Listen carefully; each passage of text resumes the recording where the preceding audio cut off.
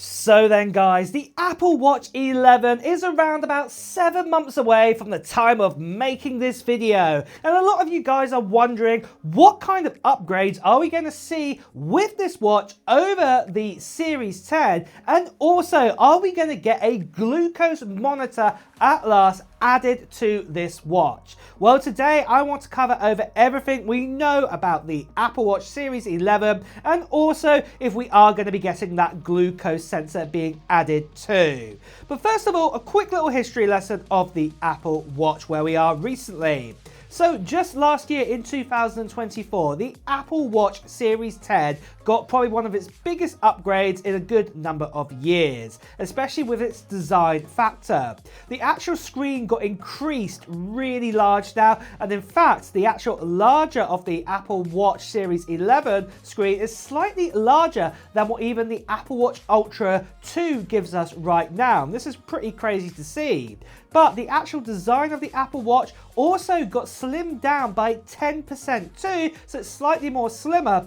But one of the downers that a lot of people are thinking that Apple shouldn't have done this is that obviously battery life has also been decreased, or as I should say, a battery life has actually stayed exactly the same compared to the Series 9, the Series 8. And really, if Apple had actually kept the same sort of thickness for the Apple Watch Series 10, then probably we would have got a better battery life with it. So some of you guys are a little bit disappointed there with that result that we got. But overall, the new Series 10 does look really sleek, and if you've had your chance to have a look at one of them, they are absolutely fantastic, and I'm definitely a big fan of its design. But like I said, possibly for me, I would probably say I'd probably want it slightly thicker with a bigger battery, but that's a story for another day. But moving on then, what about the Series 11? What are we going to be seeing here? And also, are we going to get a glucose monitor being added? So let's talk about this glucose sensor, because obviously this has been circling around for ages, and I must admit, I've made quite a few videos about it. So let me give you a recap of where we are with this right now. Now, right now, there isn't actually sort of a glucose sensor or anything officially built into the Apple Watch, but you can get things like sensors like from like Dexcom, for example, like you can see right here, where it can actually feed information back to your watch, and also you can also look this up on your iPhone too, but it's just not exactly the same experience as you can imagine.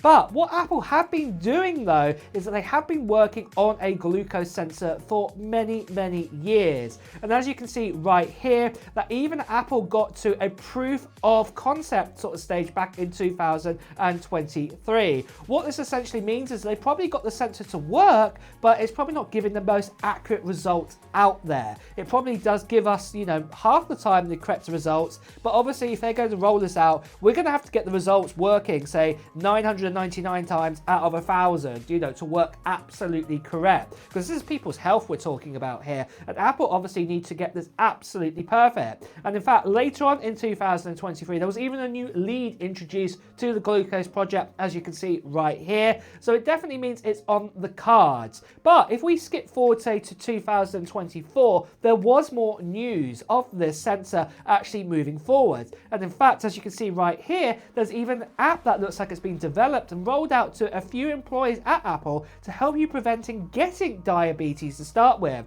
And I can't imagine that Apple are going to roll out this app without, say, the diabetes glucose kind of sensor built into it at the same time. Obviously, you want to prevent yourself getting diabetes to begin with, but it'd be a bit silly that obviously you don't have a sensor or something like this to actually help you know if you've actually got diabetes, if that makes sense. So yeah, I'd actually say these are going to be combined together. But again, this does show progress that Apple are looking to roll this out. But what I would be saying, it doesn't look likely the Apple Watch Series 11 is probably going to get this. There hasn't really been any other kind of leaks or rumors coming in that Apple are looking to develop this kind of sort of sensor to go inside of this. So it does look unlikely that this is going to be the case. So this is a bit disappointing to see.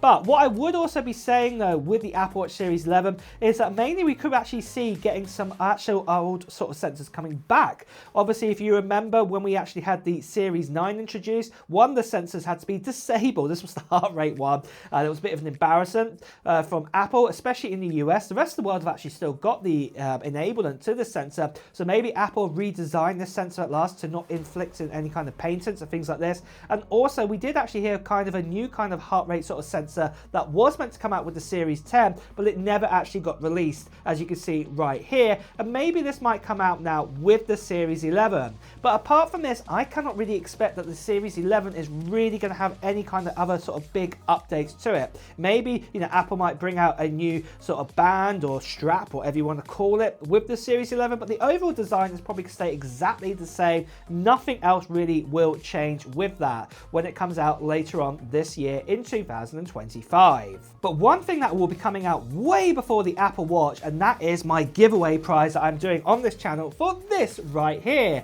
This here is a Mac Mini, and inside of it, it's actually got an M4 Pro inside of it. It's the baseline version. It's got the 12-core CPU inside of it. It's also got 512 gigabytes of storage. We've also got 24 gigabytes of RAM, and I'm going to be giving this away to one lucky subscriber on this channel near the end of March time. And you can still enter into this giveaway right now. All you have to do at this stage at the moment is just put down into the comments below of what technology gear you're hoping to get in 2025. This could be Apple related or not. So for example, I plan on getting the Nintendo Switch 2 when that comes out, probably in the summertime this year. That's my guess of when it's going to come out. Or maybe you're going to get yourself a PS5 Pro or DJI drone or something like this. Or maybe it's going to be something Apple related. Maybe you are going to get the Apple Watch Series 11, or maybe you're going to get the Ultra Free watch when that comes out, or maybe it's going to be a MacBook Pro, or there's so many other sort of products out there from Apple that you might also choose one of them too. Well, just let me know in the comments below right now.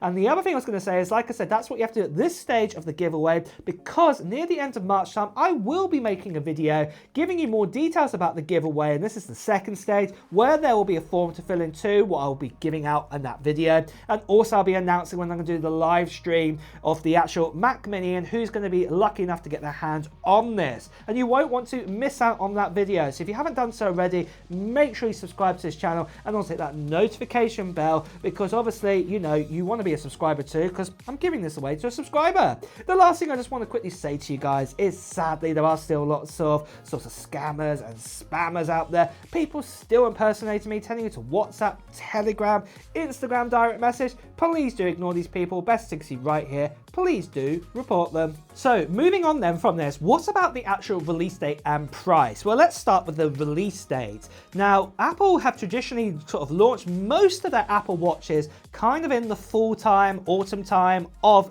the every single year we've had. And then normally it has been alongside the iPhone. It has been the 1 or 2 years when it hasn't happened. But the main thing is, generally speaking, this is when it happens. And normally that kind of event, when Apple do that, normally happens around about sort of the early teens of September time. And then normally about 10 days to 2 weeks later, this is when likely we can get our hands on the new sort of iPhone and the Apple Watch. So yeah, this is when it's going to most likely going to come out. So this is going to probably be the sort of late teens or kind of sort of early sort of 20s of September time in date wise, when you'll be able to get the new Apple Watch Series 11.